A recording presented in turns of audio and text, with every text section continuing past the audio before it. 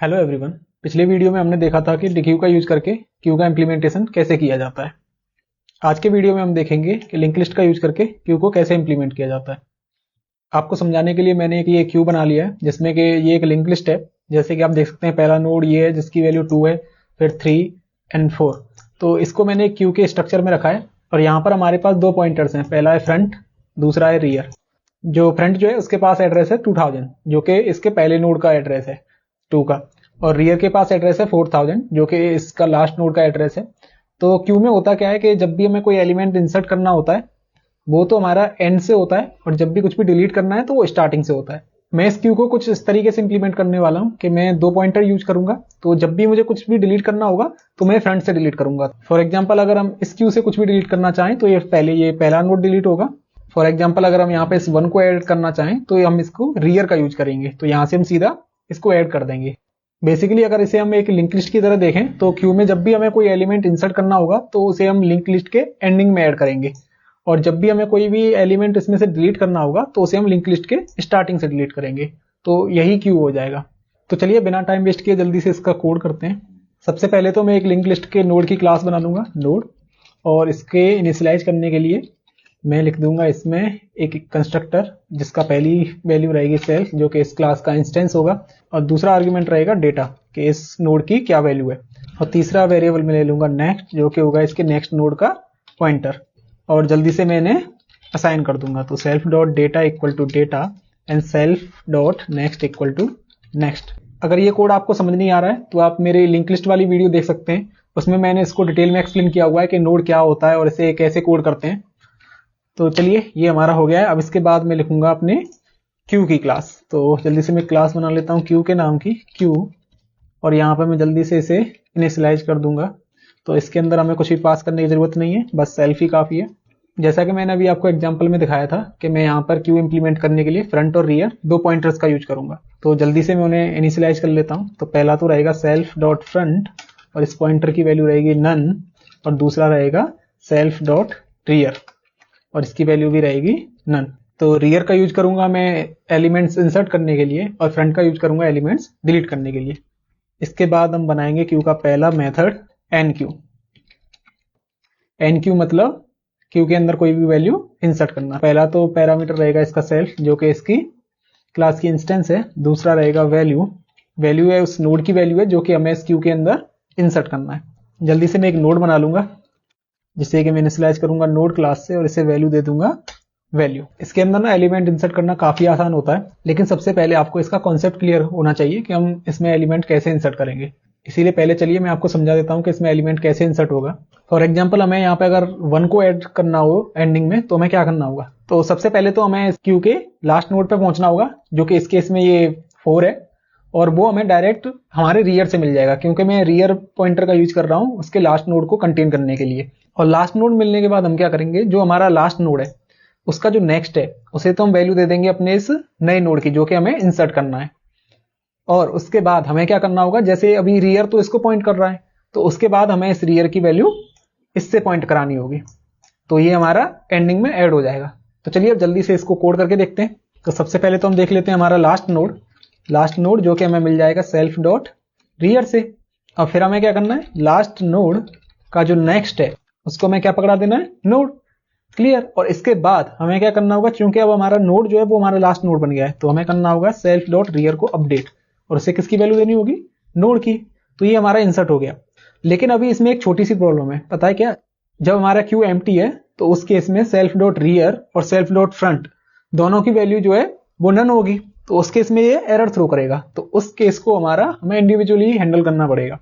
तो उसके लिए हम क्या करेंगे, हम चेक कर लेंगे अगर हमारा self dot rear is none, अगर ये नन है मतलब हमारा क्यू एम्प्टी है, तो उस केस में हम क्या करेंगे, self dot rear equal to node और self dot front equal to node. तो इससे क्या होगा, हमारा नोड जो है वो लिंक लिस्ट के एंड में ऐड हो जाएगा, और हमें इसके बाद सिंपल सा रिटर्न कर देना है क्योंकि हमें कुछ भी करने की जरूरत नहीं है। और इसी के साथ हमारा एनक्यू वाला मेथड पूरा हो गया। अब इसके बाद हमें अगला मेथड बनाना होगा डिक्यू का। डिक्यू मतलब अपने क्यू के स्टार्टिंग से एलिमेंट को डिलीट करना। तो इसके अंदर हमें कोई भी आर्गुमेंट पास करने की जरूरत नहीं है।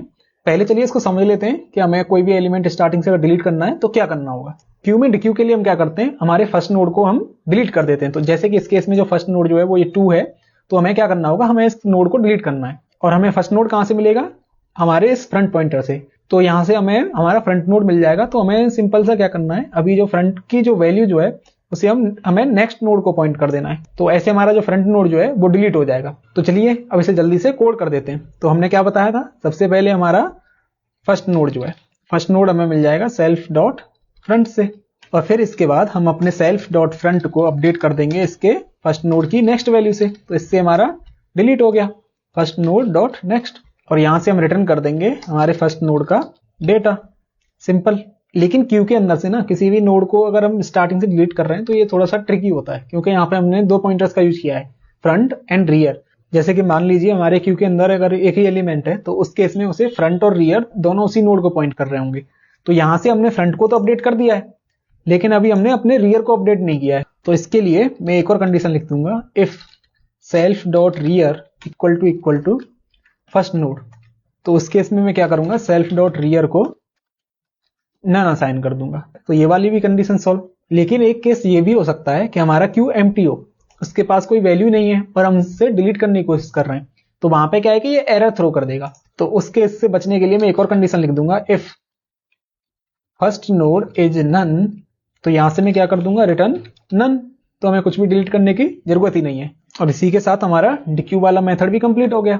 अब इसके बाद मैं अगला मेथड बनाऊंगा पीक का, जो कि हमें रिटर्न करता है हमारा क्यू के स्टार्टिंग में कौन सा एलिमेंट है। तो इसके लिए सेल्फ, जो कि इस क्लास का इंस्टेंस है, तो ये काफी सिंपल सा है। तो इसे हमें क्या करना है कि हमारी लिंक लिस्ट में जो फर्स्ट नोड जो है उस पर जो भी वैल्यू है हमें उसको रिटर्न करना है। और हमें फर्स्ट नोड मिल जाएगा हमारे सेल्फ डॉट फ्रंट का यूज करके, और हमें इसका डेटा रिटर्न कर देना है। सिंपल। लेकिन इसमें भी वही प्रॉब्लम होगी कि जब हमारा क्यू एम्प्टी है तो हमारे पास कोई भी नोड होगा नहीं।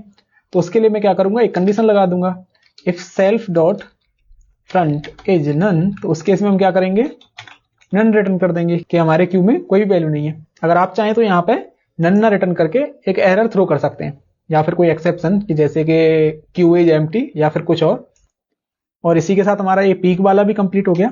इसके बाद मैं अगला मेथड बनाऊंगा इज एम्प्टी का। इज एम्प्टी क्या करता है कि अगर हमारा क्यू अगर एम्प्टी है तो ये ट्रू रिटर्न करता है, अदरवाइज ये फॉल्स रिटर्न करेगा। तो ये भी काफी सिंपल सा होता है, इसमें हमें कुछ नहीं करना। तो इसमें बस मुझे चेक करना है कि इसका सेल्फ डॉट फ्रंट जो है अगर वो नन है। अगर इसका सेल्फ डॉट फ्रंट अगर नन हुआ तो इसका मतलब हमारे क्यू में कोई भी एलिमेंट नहीं है। तो उस केस में ये ट्रू रिटर्न कर देगा, अदरवाइज फॉल्स। तो ये भी काफी सिंपल सा था। अब इसके बाद मैं अगला मेथड बनाऊंगा साइज का, जो कि हमें इस क्यू का साइज रिटर्न करेगा। और साइज में हमारा कुछ अलग नहीं होता, बस हमें लिंक लिस्ट का साइज कैलकुलेट करना है। अगर आपने मेरी लिंक लिस्ट वाली वीडियो देख रखी है तो वहां पे भी मैंने साइज वाला मेथड कवर किया था। तो मैं जल्दी से वही वाला कोड लिख दूंगा। तो सबसे पहले तो मैं एक वेरिएबल लूंगा टोटल, जिसे कि मैं इनिशियलाइज कर दूंगा 0 से, और इसके बाद मैं एक लूंगा करेंट नोड, जो कि रहेगा हमारा स्टार्टिंग में सेल्फ डॉट फ्रंट। और उसके बाद मैं यूज करूंगा एक वाइल लूप का, उसमें कि यूज करूंगा इस करंट नोड को, और यहाँ पे मैं अपने टोटल को एक इंक्रीमेंट कर दूंगा जो कि इसके नोड को बताएगा। और इसके बाद मैं कर दूंगा current node equal to current node dot next, मतलब कि ये आगे वाले नोड को पॉइंट करेगा। और इसके बाद हमारे पास ये टोटल जो है पूरे लिंक लिस्ट का साइज आ गया है, तो यहां से मैं टोटल को रिटर्न कर दूंगा। सिंपल। अब इसके बाद मैं अपना लास्ट मेथड बनाऊंगा क्यू को प्रिंट करने के लिए, ताकि हम देख सकें कि हमारा क्यू जो है वो सही से काम कर रहा है कि नहीं। ये भी हमारा सेम टू सेम साइज वाले मेथड की तरह सेम रहेगा, बस इसमें हम सबसे पहले लेंगे current node equal to self dot front, और इसके बाद हम अपना यूज करेंगे वाइल लूप को, वाइल करेंट नोड, और यहां पे मैं कर दूंगा print current node dot data, और मैं से सेम लाइन में प्रिंट करने के लिए और मैं से कॉमा और स्पेस से सेपरेट कर दूंगा। और इसके बाद मैं कर दूंगा current node equal to current node dot next, ताकि ये नेक्स्ट नोड को पॉइंट करने लगे। और इसके बाद मैं एक सिंपल सा प्रिंट मेथड कॉल कर दूंगा, ताकि ये इसके बाद न्यू लाइन में चला जाए। और इसी के साथ हमने अपने क्यू के जो बेसिक मेथड्स जो होते हैं उन्हें कवर कर लिया है। अब चलिए इसको टेस्ट करके देखते हैं कि ये सही से काम कर रहा है कि नहीं। तो सबसे पहले मैं क्या कर लूंगा, एक क्यू नाम का वेरिएबल बनाऊंगा, जिसे कि मैं इनिशियलाइज कर दूंगा अपनी क्यू वाली क्लास से। और इसके बाद सबसे पहले मैं टेस्ट करूंगा अपने एन क्यू मेथड को, जिससे कि हम क्यू के अंदर कोई भी एलिमेंट इंसर्ट करते हैं। इसे टेस्ट करने के लिए सही से काम कर रहा है कि नहीं, मैं कॉल करूंगा प्रिंट क्यू को, ताकि हम देख सकें कि ये उसके अंदर इंसर्ट हुआ है कि नहीं। तो जैसे कि आप देख सकते हैं इसने इसको प्रिंट करा दिया है। अब मैं इसके अंदर कुछ और एलिमेंट्स भी इंसर्ट कर लूंगा ताकि मुझे पता चल जाए कि सारी चीजें सही से काम कर रही हैं कि नहीं। तो मैं इस जल्दी से इसी को कॉपी कर लेता हूं ताकि मुझे बार बार ये टाइप ना करना पड़े। और इसके साथ अब मैं इंसर्ट करूंगा 3 और यहाँ पे 5। तो जैसे कि आप देख सकते हैं इसने 1 3 5 को प्रिंट करा दिया है। तो इसका मतलब NQ हमारा बिल्कुल अच्छे से काम कर रहा है। अब इसके बाद मैं जल्दी से बाकी के मेथड्स को भी टेस्ट कर लेता हूं। तो सबसे पहले तो मैं टेस्ट करूंगा पीक वाले मेथड को, जो कि हमें रिटर्न करता है कि उसके फ्रंट पे कौन सा एलिमेंट। उसके लिए हमने एक मेथड बनाया था पीक, तो उसे हम कॉल कर लेंगे यहाँ पे। अब उसके बाद मैं टेस्ट करूंगा अपने डिक्यू मेथड को। उसके लिए मैं लिख दूंगा डिलीटेड एलिमेंट और उस मेथड का नाम दिया था मैंने q.dequeue। तो ये भी हो गया। इसके बाद मैं अपना चेक करूंगा साइज वाले मेथड को, जो कि हमें बताएगा इसका साइज। और उसके लिए मैंने एक मेथड बनाया था साइज। और इसी सेम चीज को मैं एक बार इसको पॉप करने से पहले कॉल कर लेता हूं ताकि हमें पता चल जाए कि इसका साइज चेंज हुआ है कि नहीं। और एक और मेथड हमने इसके अंदर बनाया था एज एम्प्टी वाला, तो मैं उसे भी कॉल कर लेता हूं ताकि हमें बता दे कि हमारा क्यू जो है वो एम्प्टी है कि नहीं। उसके लिए मैंने बनाया था मेथड q.ageempty। और लास्ट में मैं कॉल करूंगा q.printq को ताकि हमें पता चल जाए कि सारे काम सही से हुए हैं कि नहीं। q.ageempty को मैं एक बार सबसे पहले कॉल कर लूंगा जहां पर कि हमने कोई भी एलिमेंट इंसर्ट नहीं किया था, ताकि एक बार हमें ट्रू रिटर्न कर दे। तो चलिए अब इसे जल्दी से रन करा के देखते हैं कि सारी चीजें सही से काम कर रही हैं या नहीं। लेकिन इसमें कोई आ गई एरर।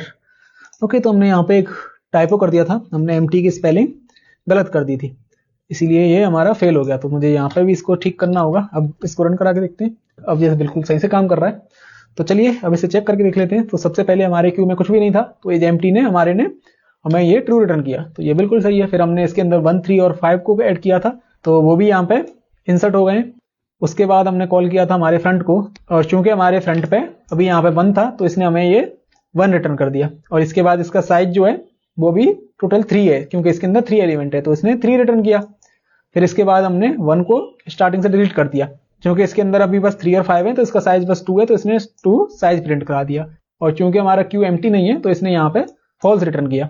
और इसी के साथ हमने अपने क्यू के सारे basic operation link list use करके कवर कर लिए। आई होप कि ये कोड आपको समझ में आया होगा। लेकिन कोड के किसी भी पार्ट में अगर आपको कोई भी कंफ्यूजन हो तो आप कमेंट करके पूछ सकते हैं, मैं वहां पर आपको एक्सप्लेन कर दूंगा। अगर ये वीडियो आपको अच्छी लगी हो तो वीडियो को लाइक, कमेंट एंड शेयर जरूर करें, और चैनल को सब्सक्राइब करके बेल आइकन जरूर प्रेस कर दें, ताकि जैसे ही मैं इसका अगला पार्ट अपलोड करूं आपको उसकी नोटिफिकेशन मिल जाए।